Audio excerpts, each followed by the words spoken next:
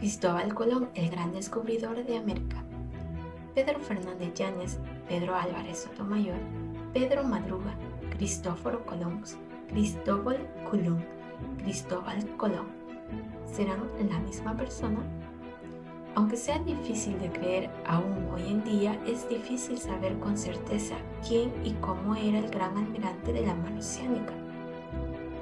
Entre todas las teorías hechas sobre este personaje, encontramos la aceptada hasta hoy, que Cristóforo Columbus era el mismo Cristóbal Colón, el hijo de un comerciante de lanas, nacido en Génova, pero de aquí se desglosa que este comerciante solo era el padre adoptivo, ya que Cristóforo nació siendo hijo de una noble italiana y el Papa Inocencio VIII. Su niñez y juventud sería como el hijo de un comerciante con la ayuda de su madre y su padre biológico en secreto. Basando o reforzando esta teoría en una supuesta carta que él mismo envió a su hijo mayor, Diego Colón, donde le pide que tenga y sostenga una casa en Génova porque ahí nació y de ahí salió.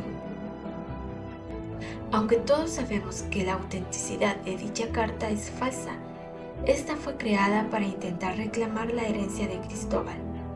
Además, basta con ver todas las cartas que él mismo escribió, siempre lo hizo en latino o en el castellano de su época. Incluso al escribirle a Tocanesli o personas nobles de la época en Italia, nunca lo hizo en italiano. Los términos náuticos, nombres de piezas de los barcos, las maniobras que utilizaba no eran de la jerga usada en el Mediterráneo, que si se hubiese criado en Génova sería lo lógico.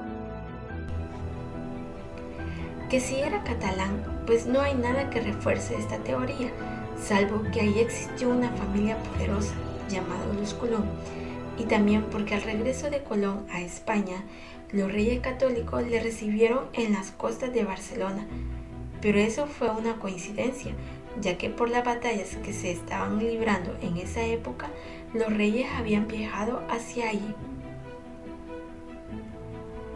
Pero hay una teoría que ha estado tomando fuerza y es la que trataremos de profundizar. ¿Puede ser que Cristóbal Colón haya sido gallego? Entre la búsqueda de los historiadores e investigadores, se ha encontrado que el apellido Colón como tal de la época de Cristóbal solo se encontraba en Galicia, en concreto en Pontevedra. En Italia, más concreto en Génova, el apellido que encontramos es Columbus, pero ya dijimos que Cristóbal Colón siempre firmó como tal Colón en castellano, no Columbus. El escritor Celso García de la Regia, a finales del siglo XIX, en su libro Cristóbal Colón Español, cuenta con documentos que han sido comprobados como auténticos en la actualidad.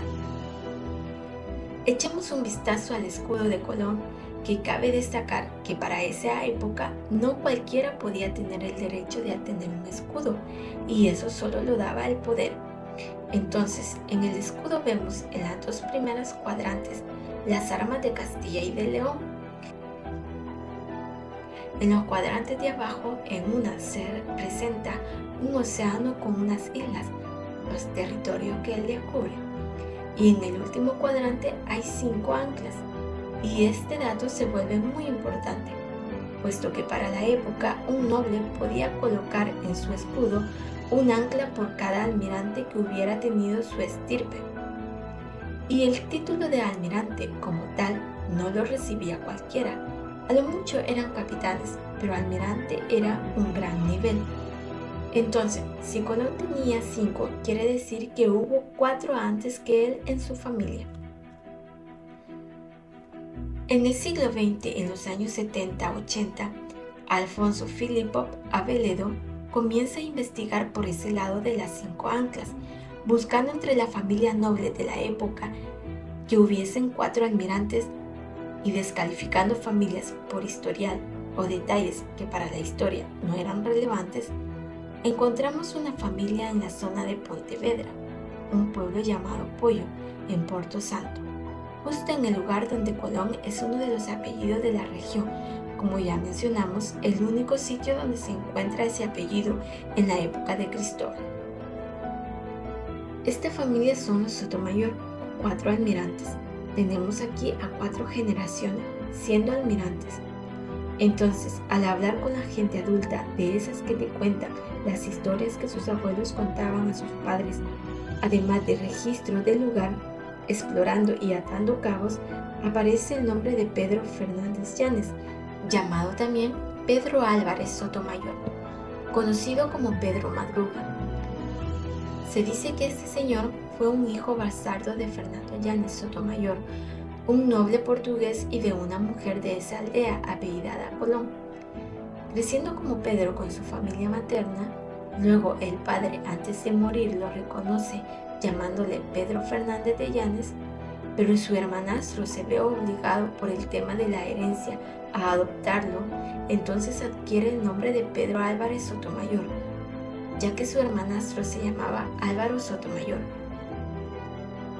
El Madruga, ese apodo o seudónimo, llega por una anécdota de que debido a la revolución irmandiña, pues Pedro Madruga era un noble con una herencia muy grande, un hombre con mucho poder, pero debido a esta revolución tuvo que salir a Portugal y luego volver para reconquistar Galicia.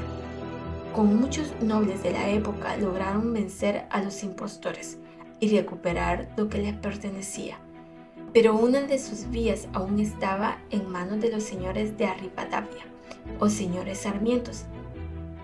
Entonces, en presencia de un juez, llegan a un acuerdo, y es que al día siguiente saldrán cada uno desde su fortaleza al canto del gallo, y ahí donde se encuentren marcará el límite entre ambos territorios. Entonces, cuenta el populismo que entre los hombres de Cristóbal había uno que podía imitar perfectamente el canto del gallo. Entonces, a medianoche, este imitó el canto, saliendo Pedro Sotomayor a galope, y a la luz del alba, este, junto a su ejército, yacía a las puertas de su enemigo. Se sabe que para el año que aparece Cristóbal Colón en escena, Pedro Sotomayor muere en circunstancias dudosas. ¿Pero por qué cambiarse el nombre si era un hombre con títulos y riquezas? ¿Qué lleva a un hombre a fingir su propia muerte, teniendo en cuenta que en el siglo XV era más fácil desaparecer, o sea, morir y cambiarse el nombre si todas las partes que necesitas están involucradas para obtener un beneficio? Pues no hay mucho que pensar. Cuentan que Pedro Madruga en la guerra de sucesión castellana entre Isabel con Fernando y Juana de Trasmara tomó partido por esta última y su íntimo amigo el rey Alfonso V de Portugal. Entonces, como estos últimos pierden la guerra, las nuevas autoridades lo desposeen de todas sus tierras y todo lo demás, incluidos títulos nobles.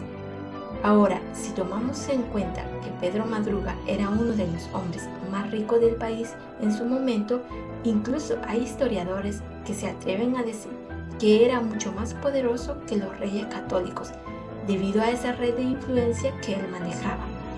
Repasando la historia, Juana la Beltraneja aún vivía en Portugal y Pedro Madruga, que se había declarado su aliado, representaba para los reyes una gran amenaza. Era ese enemigo poderoso del que no te puedes deshacer tan fácilmente. Entonces ofrecen a través de las capitulaciones de Santa Fe la posibilidad de recuperar su poder, riqueza y título noble. Pero por nada podría ser posible que tal cosa le fuera otorgado a Pedro Madruga, ya que éste era conocido como un oponente a la corona de Isabel y Fernando. También tomando en cuenta de que algunos nobles, al tanto de lo que buscaba hacer, e incluso consejeros de los mismos reyes, se oponían a que estos apoyaran el viaje de Cristóbal.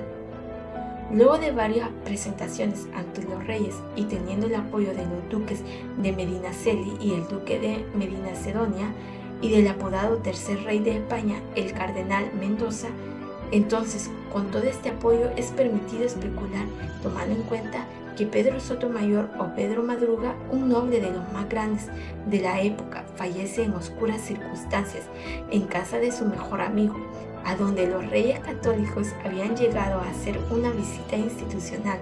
Y lo más llamativo es que a pesar de haber sido noble y poderoso, nadie reclama su cuerpo. No hay tumba conocida de Pedro Madruga. Entonces, si Pedro Madruga hacía ese viaje, podía dar riquezas a los reyes o podía morir en el intento, así que todo era conveniente. Hay un registro que a Cristóbal lo llaman Don Pedro Colón. También, al compararse la caligrafía entre Pedro Sotomayor y Cristóbal Colón, da como resultado un 80%. Otro punto a tomar en cuenta, que al morir Cristóbal Colón en 1506, en Valladolid, en el convento franciscano, en esa capilla funeraria, estaba enterrado nada más y nada menos que el padre de Pedro Madruga, don Fernán Llanes Sotomayor. Y a él lo entierran ahí a su lado. Agregando a esta teoría, encontramos que 225 topónicos que Cristóbal se da el derecho de adjudicar a esas tierras descubiertas corresponden con rías gallegas, como por ejemplo Punta de Casa de la Cruz, Hispaniola, San Salvador, entre otros. Otro punto es que su esposa era una dama de la más alta nobleza portuguesa, siendo Portugal una gran potencia a nivel marítimo. Quiere decir que Cristóbal Colón era una persona muy importante de la época. No tenemos ni la más mínima idea de cómo era el rostro de Cristóbal Colón. De hecho, todos los pintores que lo refractaron vio jamás al almirante. Todo lo que le pintaron usaron descripciones físicas. Es todo un misterio su origen. ¿Por qué Cristóbal Colón ocultaría su origen? Parece que él y su familia se empeñaron a borrar su historia, así como gente de poder de su época. Ante todo lo expuesto, comprobar quién era y si en realidad era Pedro Sotomayor, el mismo Cristóbal Colón, es un poco difícil, si se tiene en cuenta que en su momento hubo una ocultación o desaparición deliberada de sus datos, ya que no hay un certificado de nacimiento que diga Cristóbal Colón y no hay un acta de defunción que diga Pedro Sotomayor. La firma de Cristóbal Colón es su manera de decirle al mundo quién era realmente. Según los intérpretes, se especula que en ese triangulito se guarda la verdadera identidad del gran almirante de la mar oceánica. Comencemos por la S. La primera S, que vendría siendo la casa familiar, los Sotomayor. En la segunda línea tenemos S, A, S, pero vamos a tomar S y X. La primera X que vemos en la tercera línea, que habla de los Sotomayor Álvarez, que serían sus abuelos maternos. Luego tenemos la A y la M, que sería Álvarez Méndez, sus abuelos paternos. Y luego tenemos la S y la Y, que sería Sotomayor Llanes. Y por último tenemos X, P.O. Ferenc, donde la X sería su nombre, el nombre que él adoptó, Cristóbal, P.O. Pedro, y la abreviación Ferenc, Fernández y Llanes.